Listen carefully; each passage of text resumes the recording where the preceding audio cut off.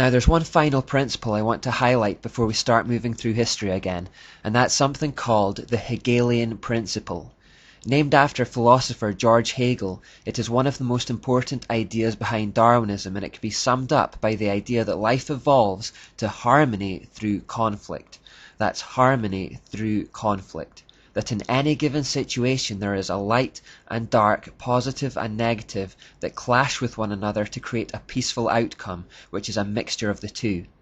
To put it another way, on one side you will have a thesis, and then directly opposed to it you will have an antithesis. As the two come into conflict with one another, the inevitable result is a synthesis of the two. So very simply, thesis v antithesis leads to synthesis. Hegel was a pantheist who believed that you could see this happening in nature all the time.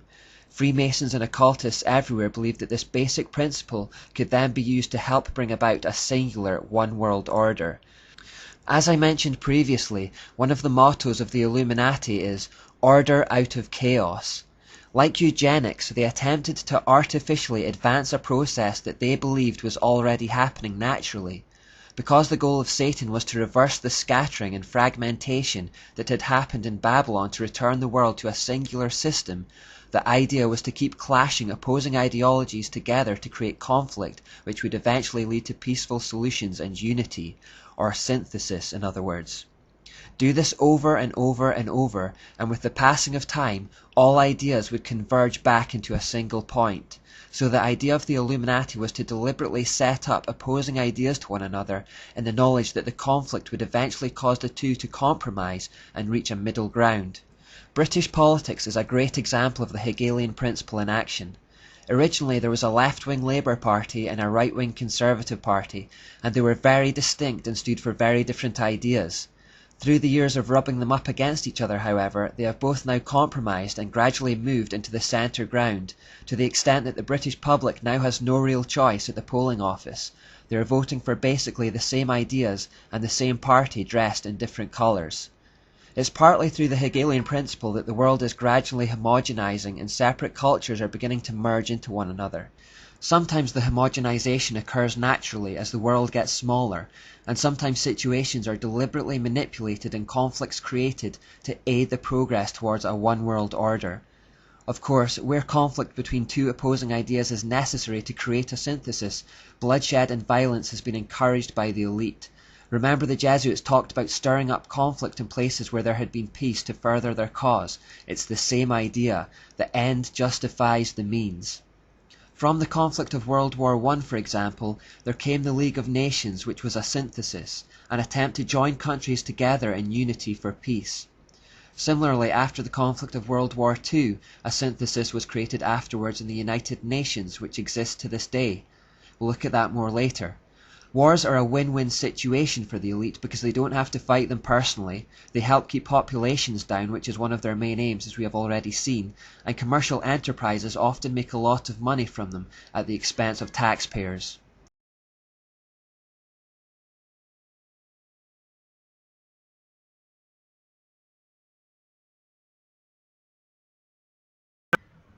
The conquest of the world, guys. And this is their method. Ingenious as it is, the double-headed eagle, the left and right paradigm.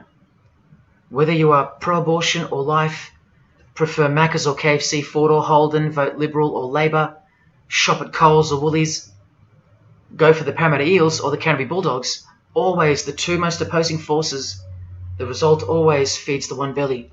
The two heads always serve the same Masonic beast. Do you get it? That's number one. Number two is the horribly magnificent motto of their double-headed eagle, Ordo ab Chaos. That means order out of chaos. It's the ultimate way to achieve your sinister goals while looking like a hero. With one hand, they create beautiful and noble things.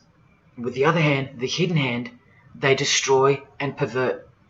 Then the helping hand comes back in to save or fix things again, alternating from one to the other, while nudging toward a predetermined goal, until finally reaching that goal that's set in mind in the first place.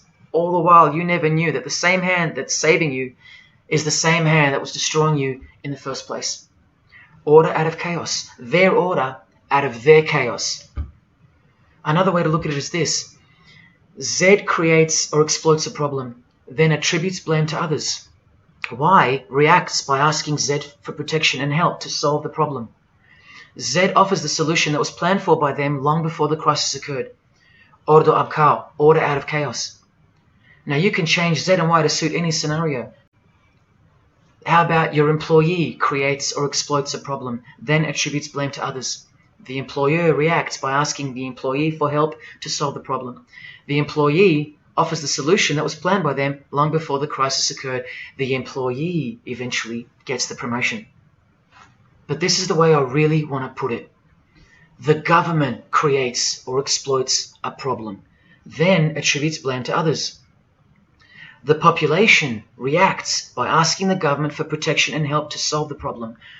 The government offers the solution that was planned by them long before the crisis even occurred.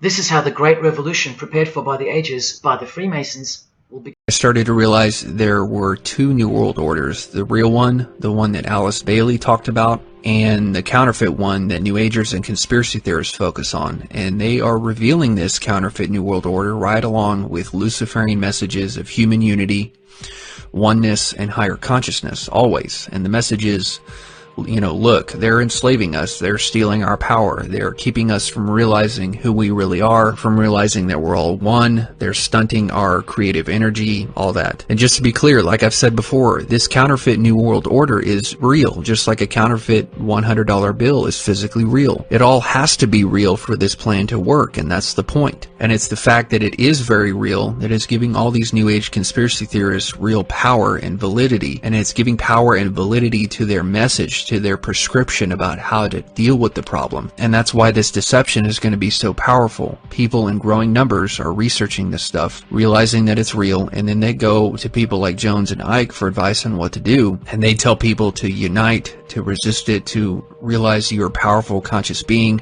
Ike tells people to let go of religion because it's one of the tools of control. Jones tells people all of us of every religion have to unite and stand up against these people. This is going to be a masterfully deceptive trick. A fake, phony New World Order is going to rise and then going to be purposefully allowed to be defeated so that the real New World Order can finally be implemented. A good way to think about this is, think about an evil person who wants to trick you into trusting them. How would they do that? Well, they certainly couldn't just walk up to you and demand your trust. That would instantly make you suspicious of them.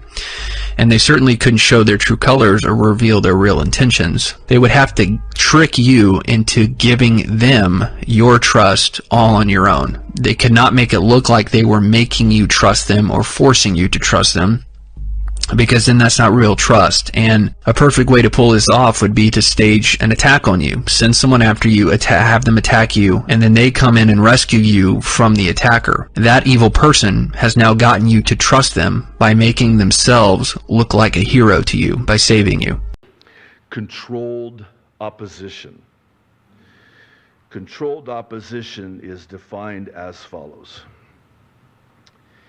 a strategy in which an individual, organization, or movement is covertly controlled or influenced by a third party, and the controlled entity's true purpose is something other than its publicly stated purpose. The controlled entity serves a role of mass deception, surveillance, and or political social manipulation. In most cases, the controlled party is portrayed as being in opposition to the interests of the controlling party.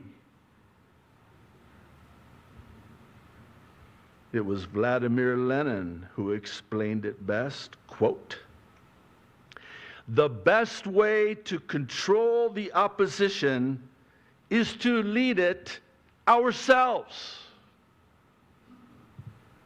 This meme says it all. It ties together controlled opposition to what's known as the Hegelian Dialectic, problem, reaction, solution, which is, quote, a framework for guiding thoughts and actions into conflicts that lead to, keyword, synthetic solutions, which can only be introduced once those being manipulated take a side that will advance the predetermined agenda. All that explains everything. No wonder. It's us against them against us. Pick a side. I'm not going to pick either side. How about that?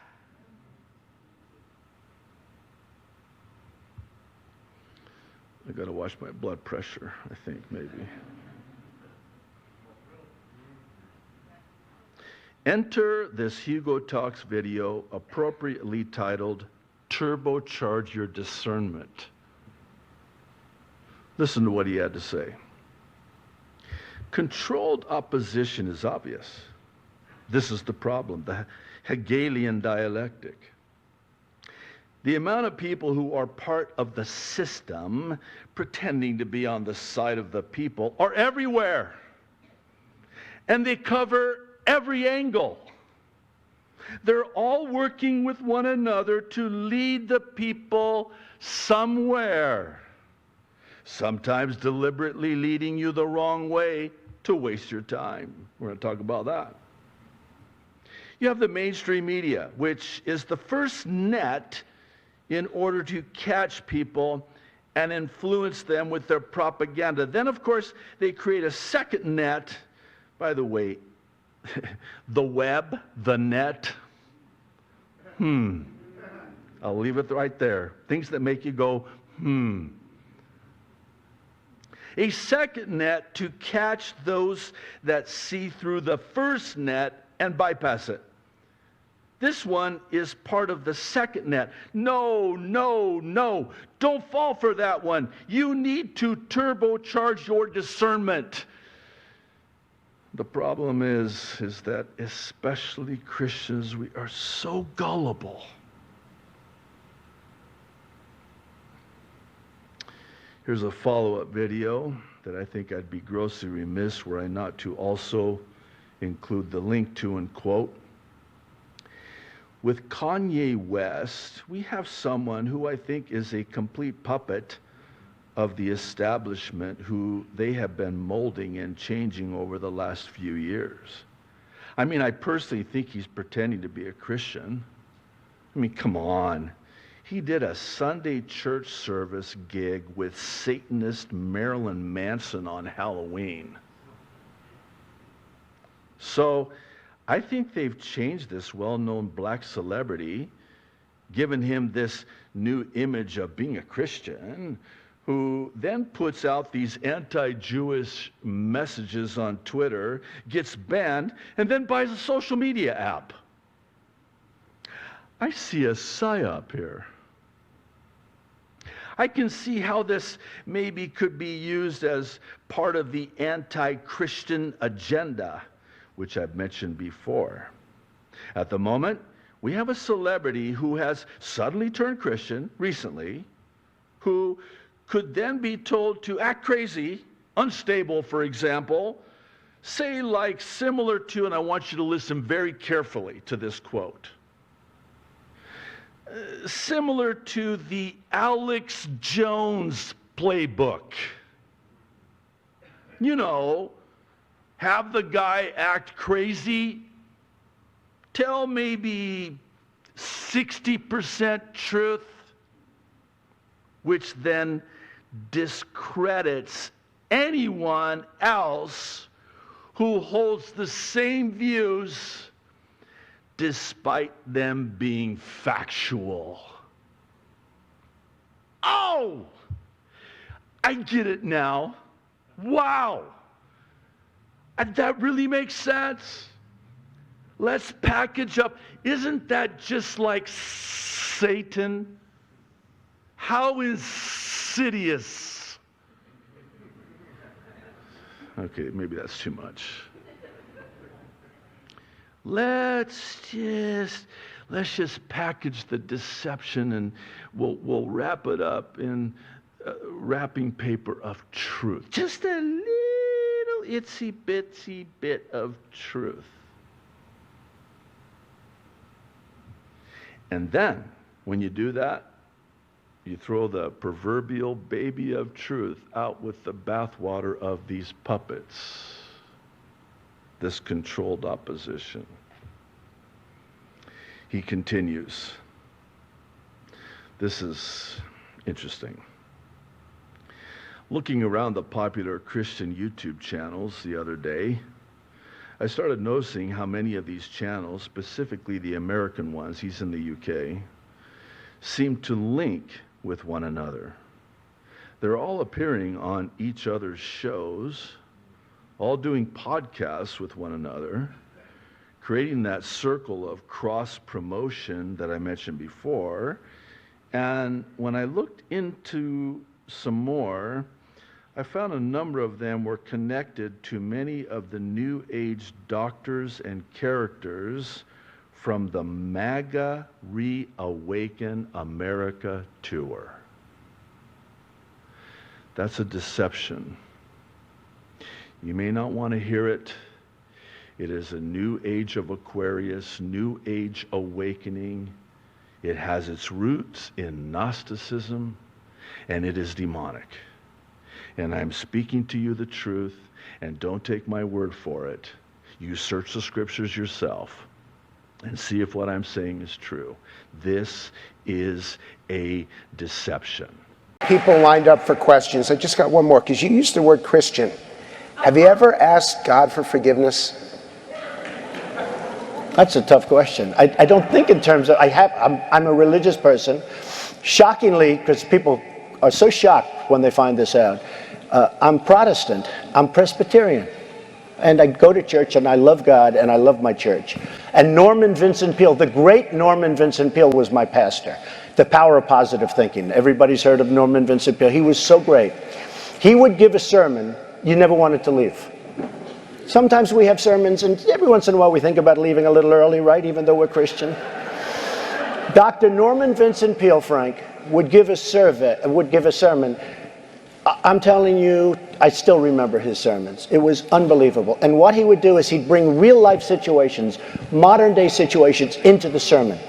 And you could listen to him all day long. When you left the church, you were disappointed that it was over. He was the greatest guy. And then, you know, he passed away, but he was a great... He wrote The Power of Positive Thinking, which is a great book. But have you ever asked God for forgiveness? I'm not sure I have. I just go and try and do a better job from there. I don't think so. I think if I do something wrong, I think I just try and make it right. I don't bring God into that picture. I don't. Now, when I take, when we go in church and when I drink my little wine, which is about the only wine I drink, and have my little cracker, I guess that's a form of asking for forgiveness. And I do that as often as possible because I feel cleansed, okay?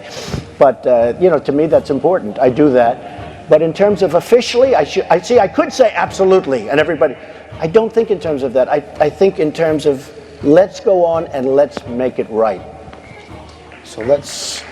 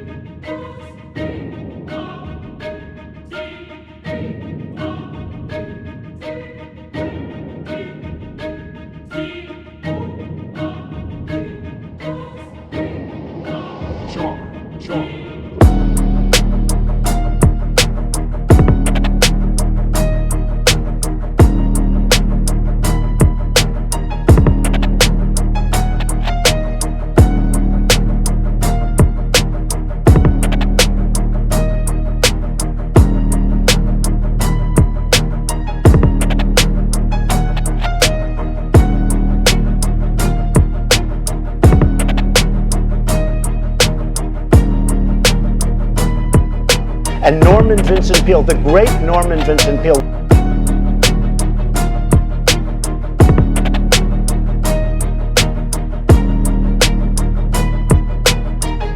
Great Norman Vincent Peale.